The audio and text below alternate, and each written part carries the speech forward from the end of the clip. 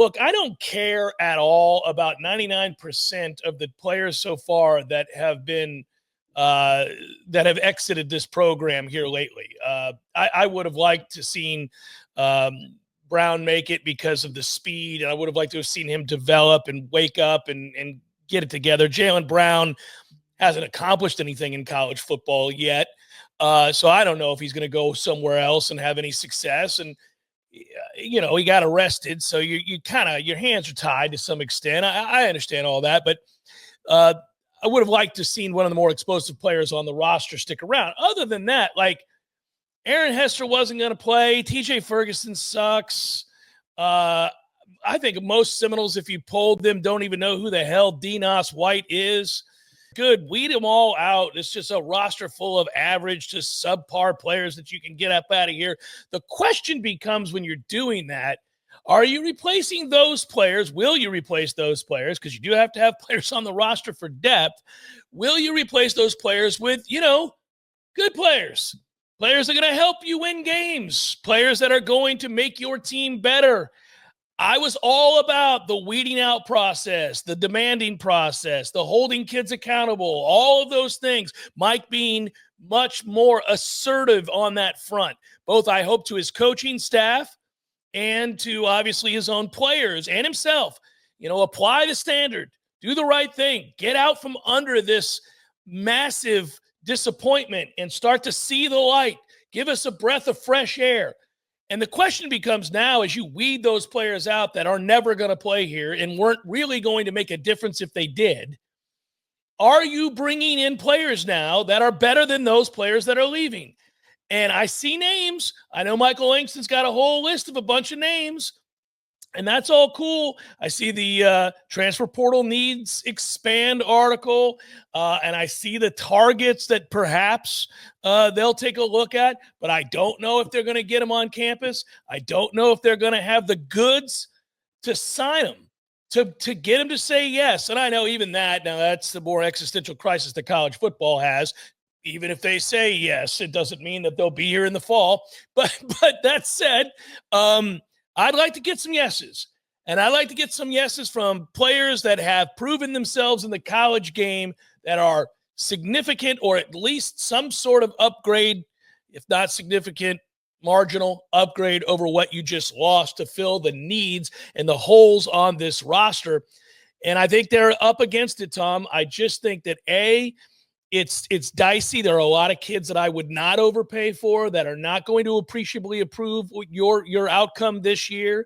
And you may want to just ride and die with what you got, in the sense that you can create some continuity, save a little bit of money. You avoid the roster issues in the interim. The locker room issues that are caused by portaling over people incessantly, perhaps.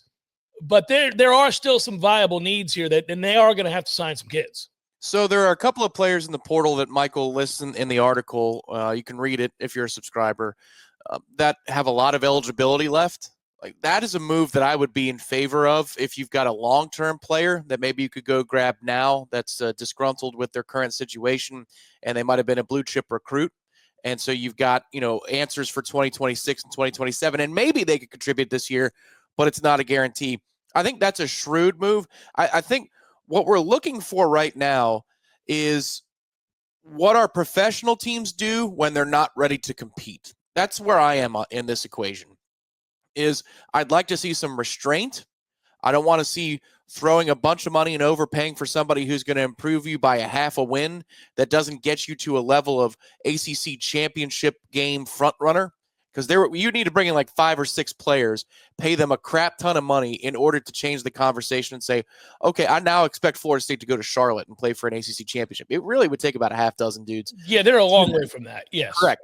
So because they're a long way from that, I would prefer that they don't overspend in this situation, and you find situational players, maybe second line of the 2-deep players who can help you this season, and our insurance policies at thin positions. But I don't want to see them go on a spending spree in order to force the issue so that maybe you could win 9 games. I think that's the hard part about being a Florida State fan right now, is you feel like you should be the Yankees. You feel like you should be the Dodgers. We're so far from it right now. We need to operate like Oakland. We need to operate like, I'm trying to find the MLB team that would be Milwaukee. Like, who's the fit for who we should be? And so I do feel I fight it off at times. I feel the urge. I'm saying, hey, guys, poking you with a stick. Are you going to do anything? Are you going to bring anybody? But if this market is woefully and grossly overpriced, what would I do with one of my professional teams? I'd say, don't be stupid here. Don't do something that's penny wise and pound foolish, or whatever the phrase is. That's what I'm hoping for from us right here, is just make some shrewd moves, maybe some multi-year players, and a couple of guys who could help you right here, right now.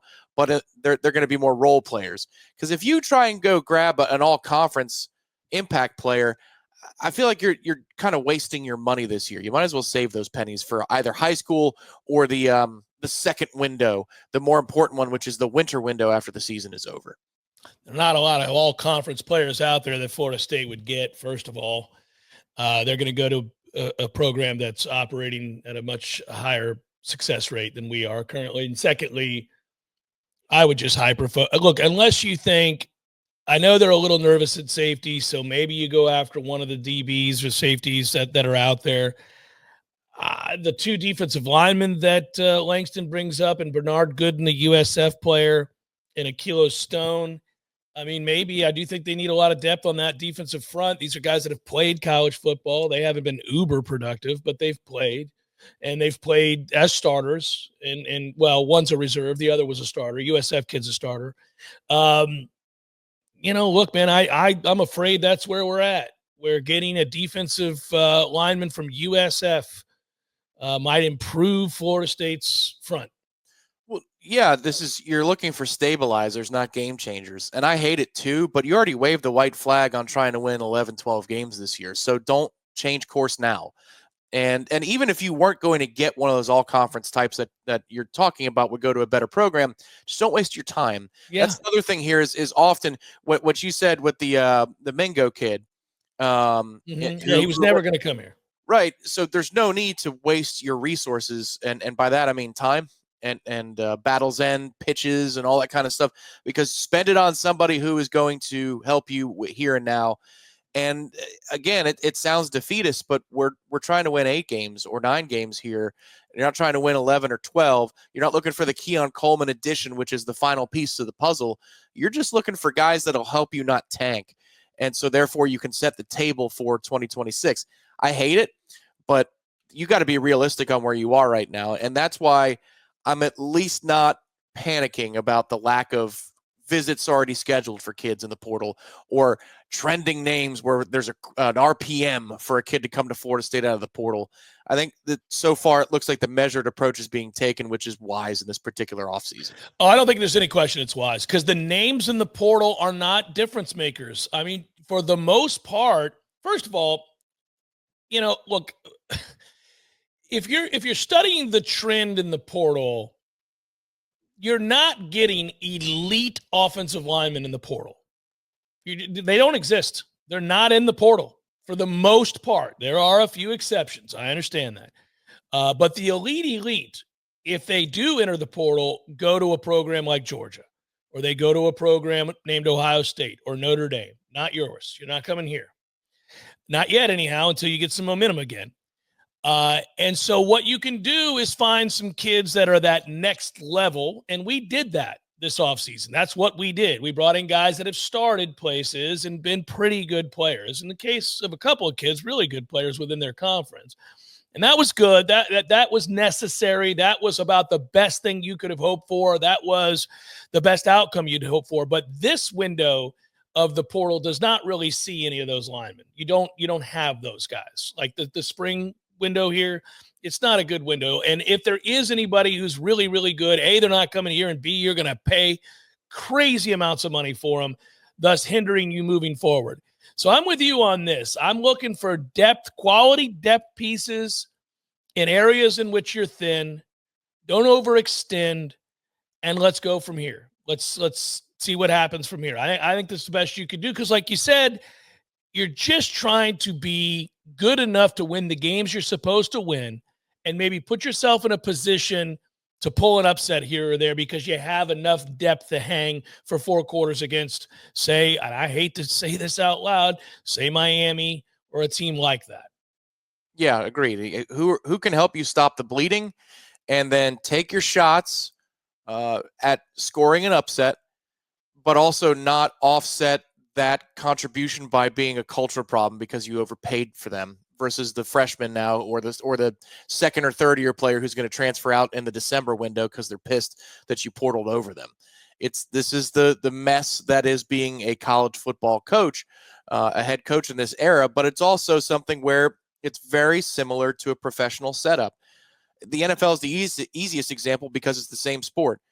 Everybody kind of knows, even though hope springs eternal Thursday night for the draft, everybody kind of knows where their franchise sits. Trending up, trending down. Trending up towards all in, we got to make a go of it, or trending up towards, in the next 2 to 3 years, we're going to be a contender, so let's continue to build this thing up as we go. Or if it's trending down, is it time to sell everything off? Should we go draft that quarterback that might piss off my veteran quarterback right now? But I don't care because we're going to win 6 games this season anyway. So what's the difference? Like, everybody has that place where they fit before draft night on Thursday. And you go through that offseason, and we've all been through that. The NFL is perfectly designed for those ups and downs that pretty much every fan base has gone through it in the last 10, 15 years.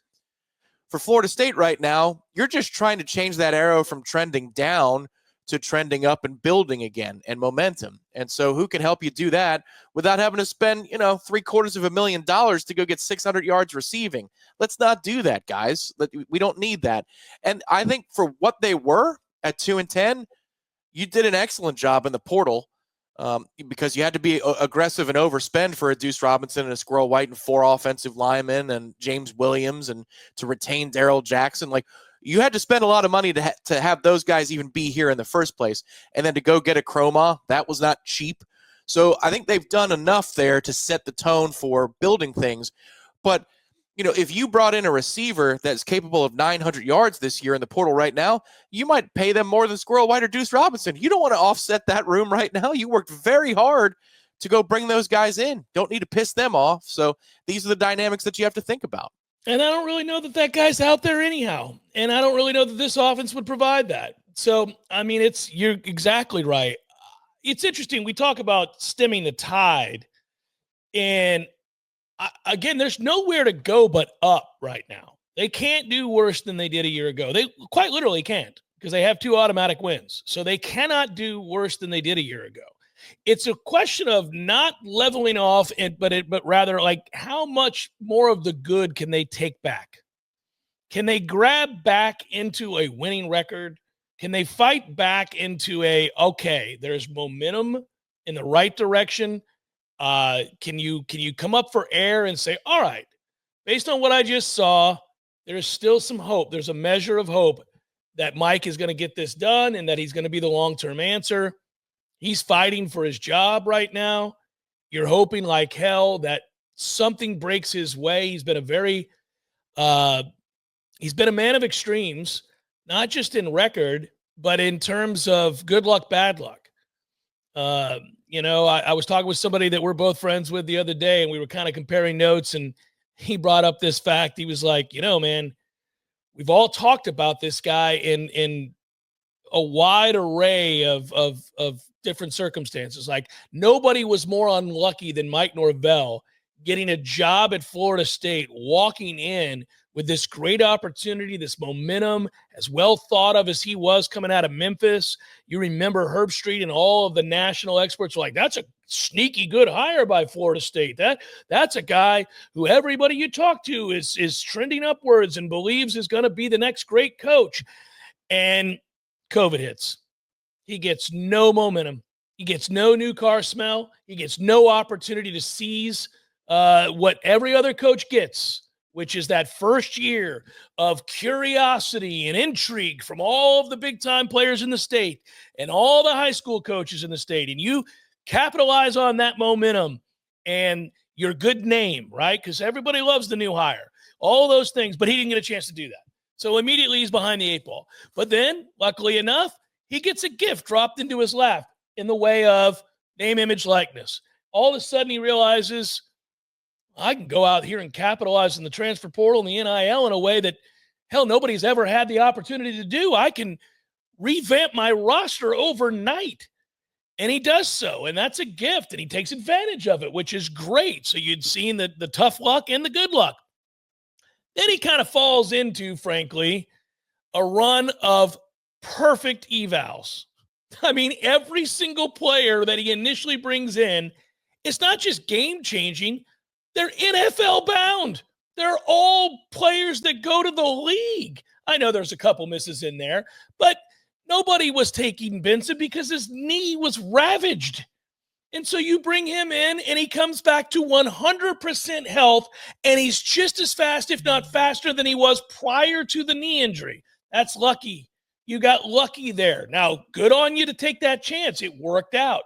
You take a kid out of Albany and he puts on 30 pounds and adds unreasonable amounts of strength and becomes the rookie of the year in the National Football League. You might have thought he was pretty good. You didn't think you were getting the rookie of the year in the NFL. So he has a series of things go really right for him. And then he has a series of things go really, really wrong for him, including the first ever snub of its kind that shatters him in the program to varying degrees that are still tough to measure. He loses his starting quarterback in a nothing game on senior day, which cost you a chance to win the national championship, which would have avoided all of this mess that we're in now. And then he misreads the room, and a lot of things happen that are his fault, and you go 2-10. It's been this craziest roller coaster ever watching this guy, and that's why it's polarizing, because I think Florida State fans are like, I don't know what to think. On the one hand, I really love the guy. On the other hand, screw that guy. They don't know what to do, and we're stuck, and we feel like we're in limbo. Meanwhile, that's juxtaposed, Tom, to this crazy landscape in college football where you would argue, well, if you had to go 2-10 and rebound from it, this might be the best landscape you could inherit. On the other hand, you'd say, you're in the conference of the have-nots. You don't have the money. You don't have the power. You don't have the opportunity to bring in the kind of difference makers that could revamp your roster from 2-10 to 10-2. Not anymore. Everybody's caught up in the portal, and you're not part of the SEC or the Big Ten yet. So you don't have it.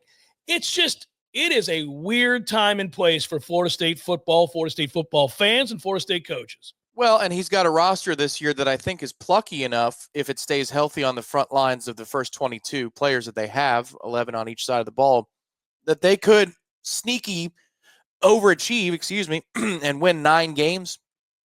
And if all the balls, bounce your way for turnovers and injuries and so forth, you could maybe win 10 if everything breaks your way. Like, I'm talking utopian season. Yeah, you're talking pie in the sky, buddy. I am.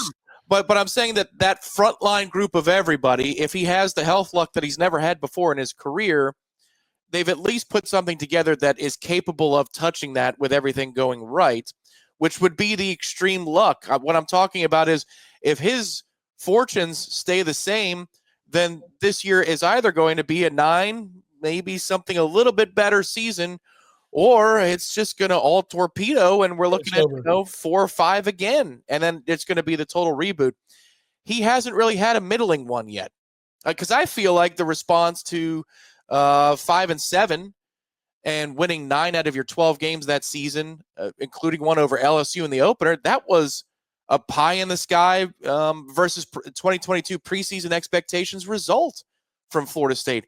We thought, even though Brian Kelly was debuting at LSU, that was a long shot. And then a quarter into the ball game, you go, oh my God, we're the better football team. Go figure. How the hell did this happen?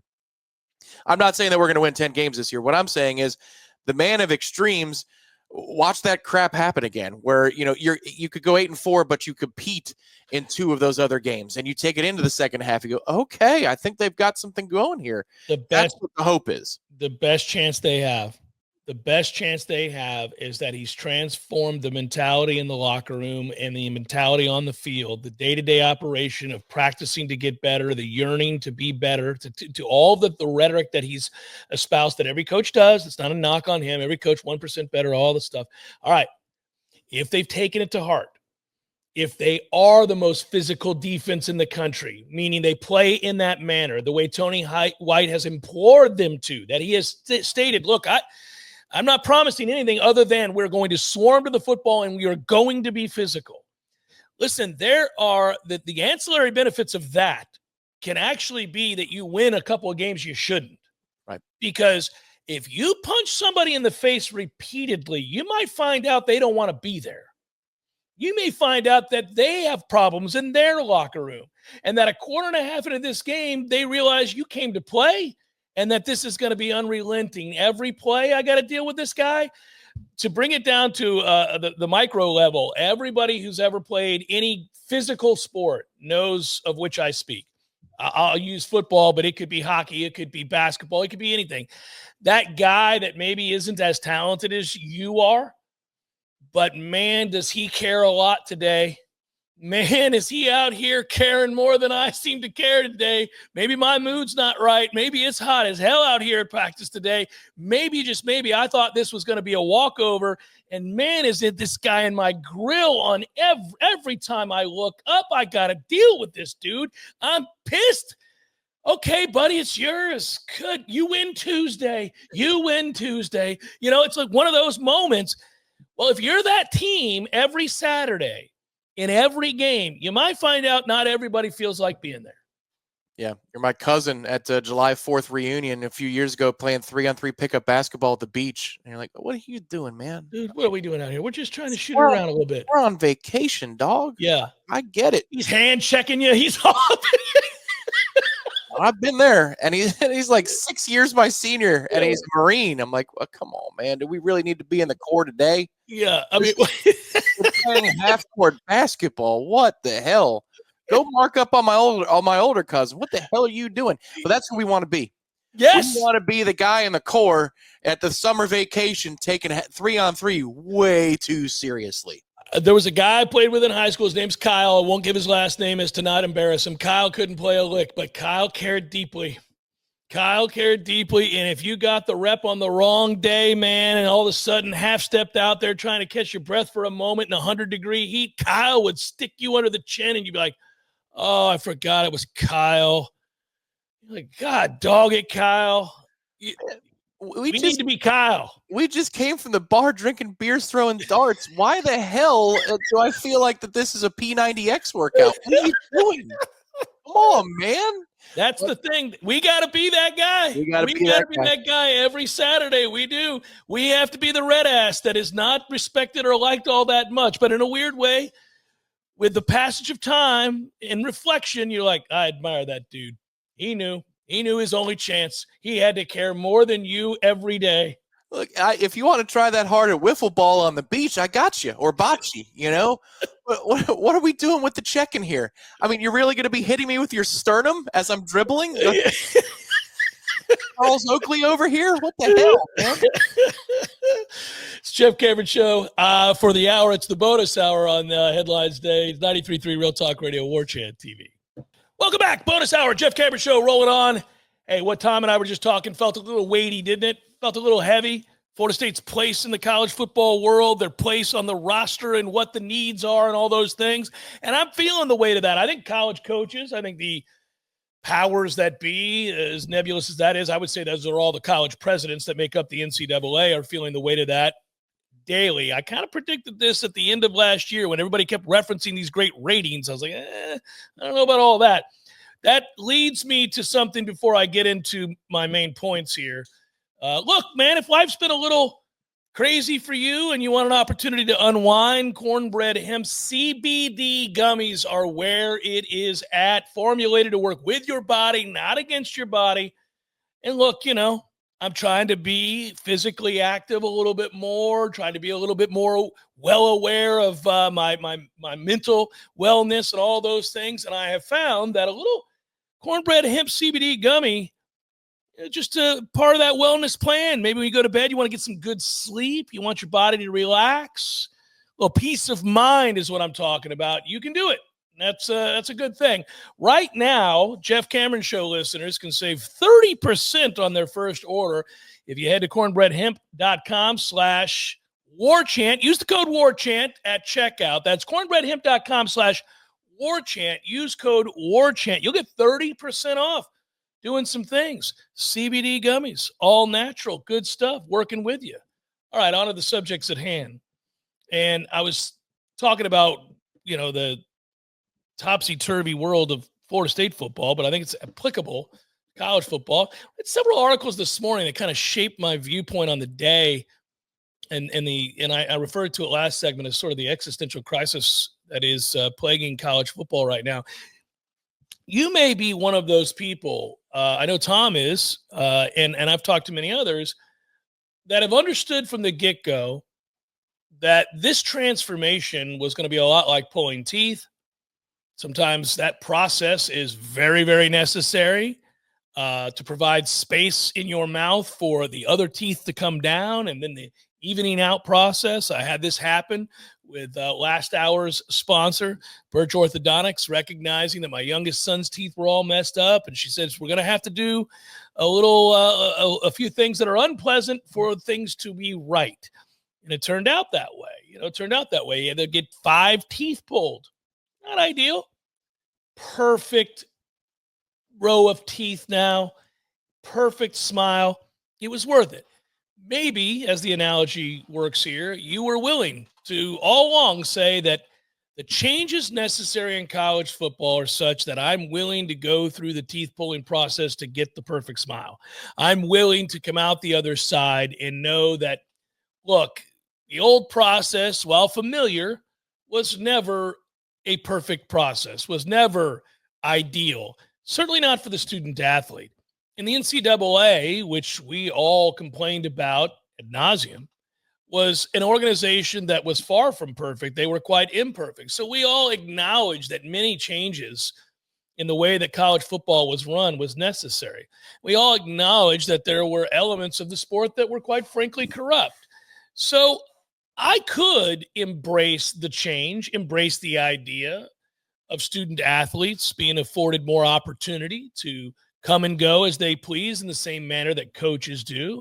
I could embrace the fact that I thought that the big-time college athletes that make a huge difference for a university, both in their attendance and their overall income, that is to say, the financial gains of, say, having a Jameis Winston or a Tim Tebow, we all know that is in the millions of jersey sales, ticket sales, PR gains, and the like when you have a Heisman Trophy winner, somebody who leads you to a national championship. And why wouldn't you give that player a little bit more of the piece of the pie as opposed to just, say, free books and free housing? Maybe they needed a little bit more when you were making millions upon millions upon millions, and they could make nothing from their name, image, or likeness. I was all okay with that.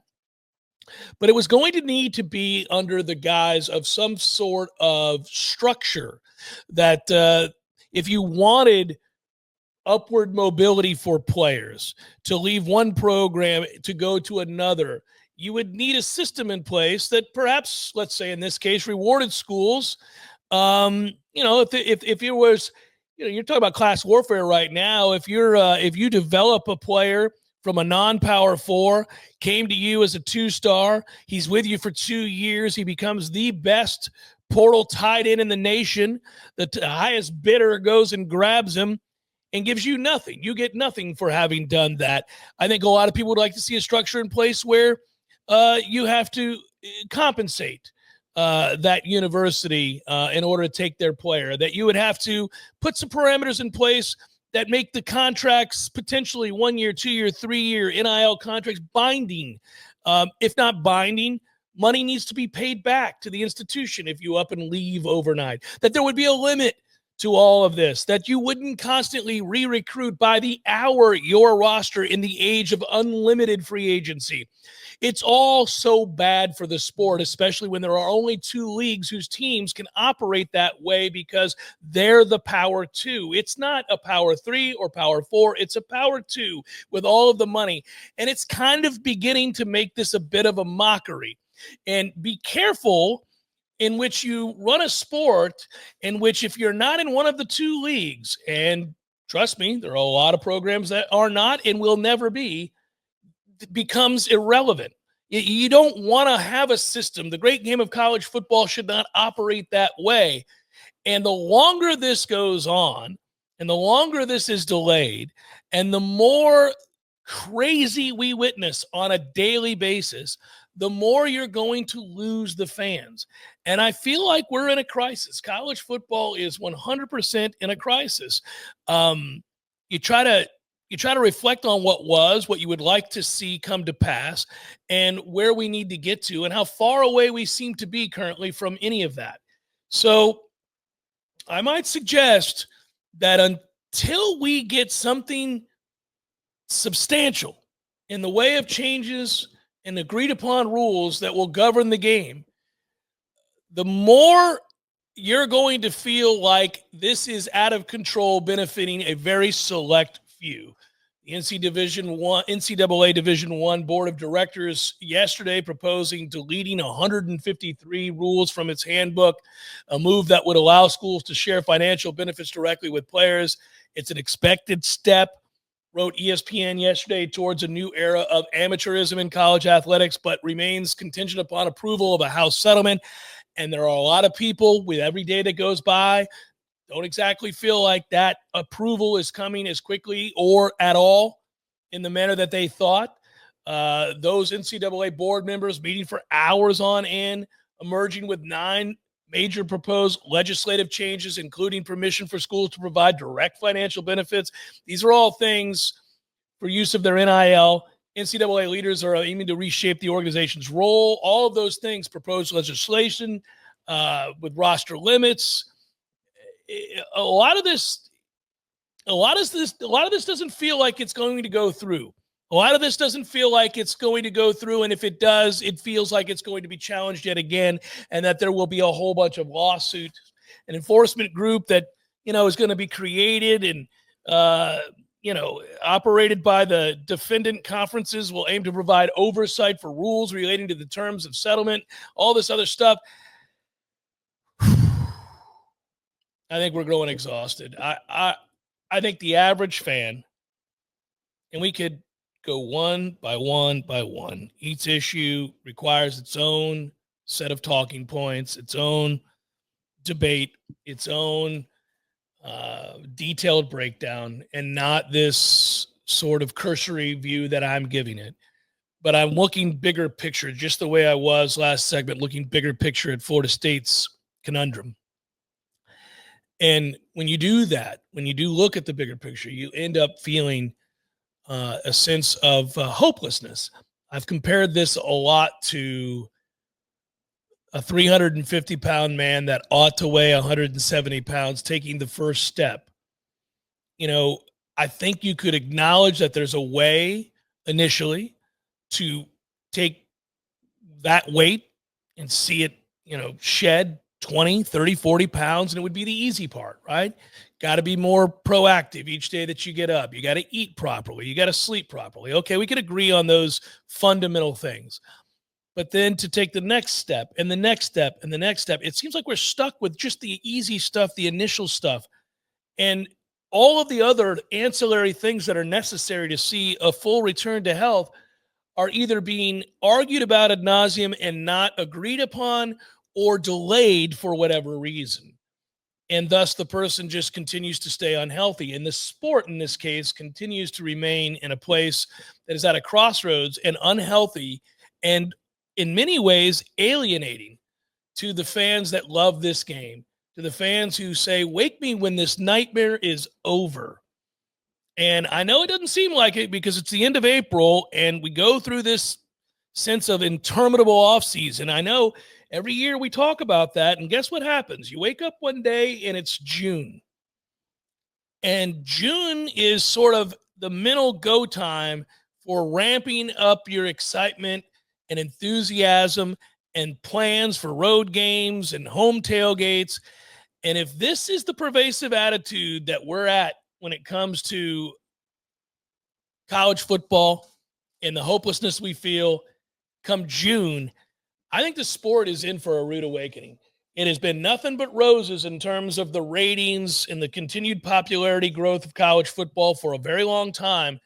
If things aren't worked out to a much greater degree, by the time we get into the ramp up stage of the season and being 60 days out or 30 days out of camp or the ACC meetings or the conference meetings, whatever you want to look at, if it's still this sort of, well, we can't decide, it's caught up in the courts, I think the sport is going to suffer for the first time in a long time.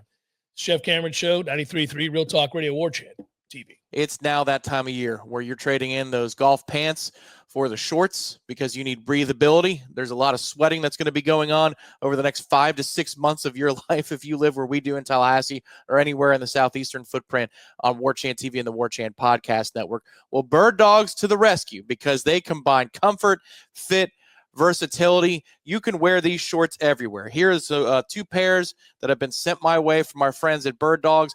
Excellent blue color. You can see the built-in liner there. So it's a 2-for-1 here. You don't have to worry about 2 pieces of clothing. You could just use the liner that Bird Dogs has. Outstanding breathability. It's stretch fit. It's super light. These things are going to save your bacon if you're outdoors this spring and summer, be it on the golf course, you're going to happy hour, but your friend is insistent on sitting outside to go get that glass of wine or that cocktail. All right, if you were wearing those old khaki shorts or those old stiff cargo shorts from yesteryear, you were going to be sweating, and that was going to be a problem. Now, breathability, baby. This is exactly what you want, and it's from our friends at Bird Dogs. For a limited time for our listeners and viewers, you get a free hat when you order with code WAKEUP at birddogs.com. You get this hat right here on the screen completely free when you use code WAKEUP at birddogs.com. Support our network and let them know we sent you. Again, one more time, for a limited time, listeners get a free hat with any order when you use code WAKEUP at birddogs.com. You get this hat on the screen completely free when you use code WAKEUP at birddogs.com. Wrapping it up on the bonus hour, I just want to say before we get to probables, which we're wont to do, yesterday was the Boston Marathon, and every time somebody runs a marathon or every time there is a significant marathon, and the Boston Marathon is a significant marathon, and I know a few people that have run in the Boston Marathon, asked them about it. They say it's a damn near spiritual quest or religious experience, whatever you want to describe it as. I believe it.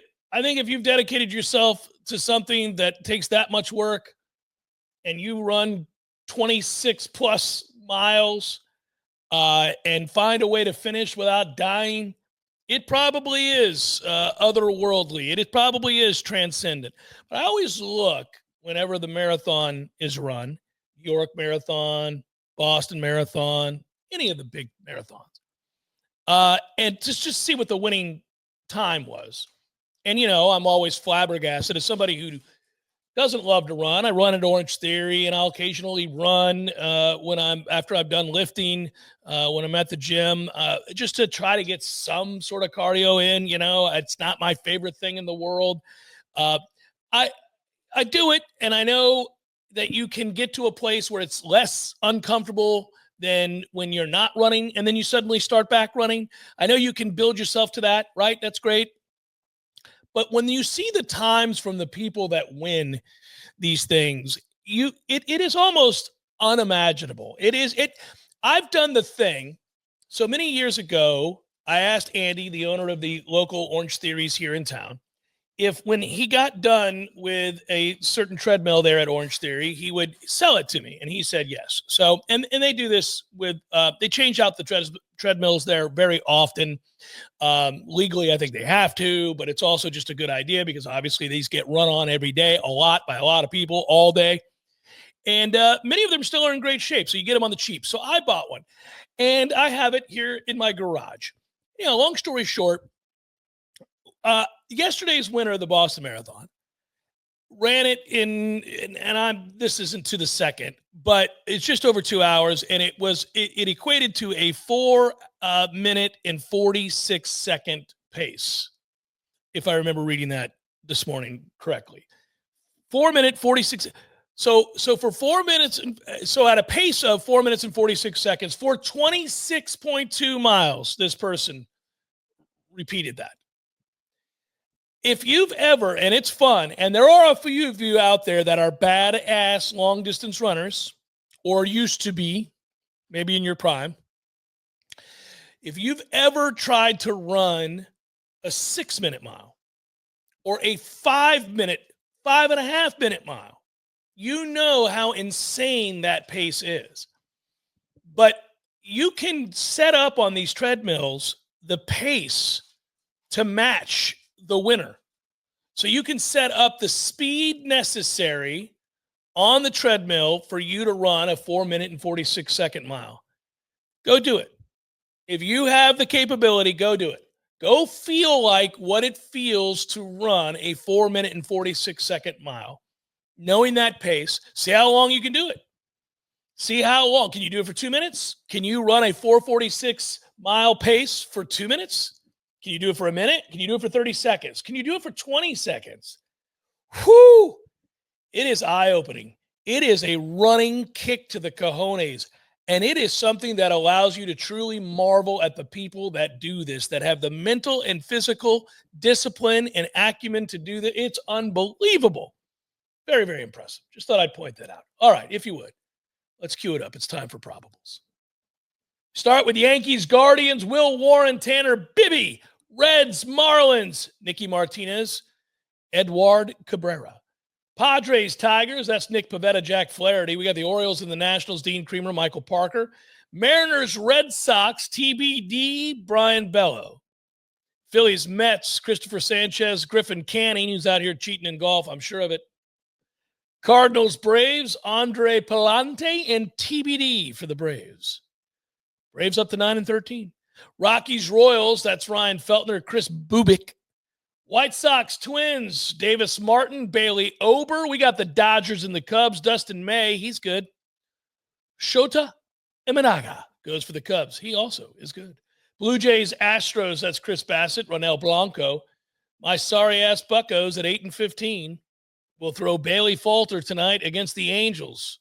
The Angels are 11-10, and they're going to throw Jose Soriano. Rays, D-backs, Zach Lytle, Brennan Fett.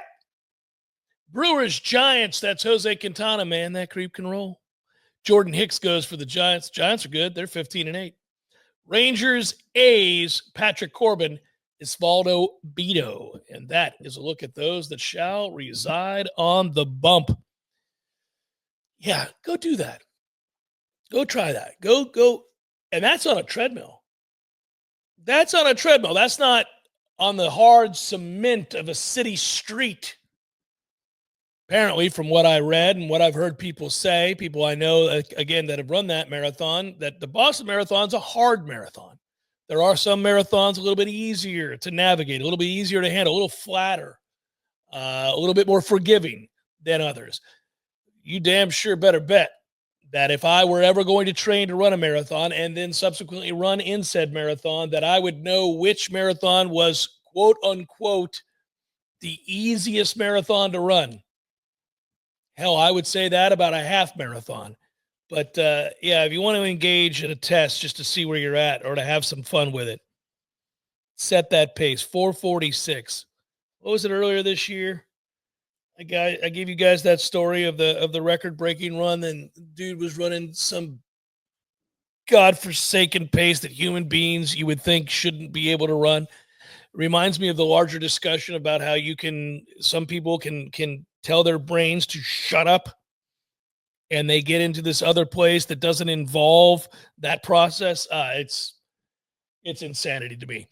All right, until tomorrow, everybody, enjoy the rest of your day. Florida State baseball in just over an hour. It'll be an emotional day out there at Hauser.